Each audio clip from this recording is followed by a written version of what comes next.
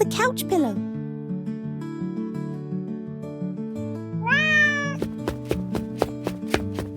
And the one from the bed. The family is wondering about the disappeared pillows.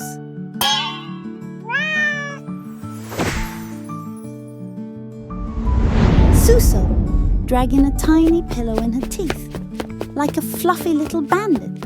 From room to room, another room she gets more pillows. She gathered her loot, until, ta-da! Her royal throne was complete.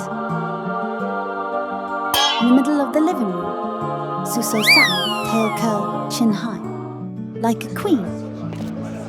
Everyone gasped, but no one could stay mad. I mean, look at her. Regal, powerful, slightly squishy. Souso is our queen.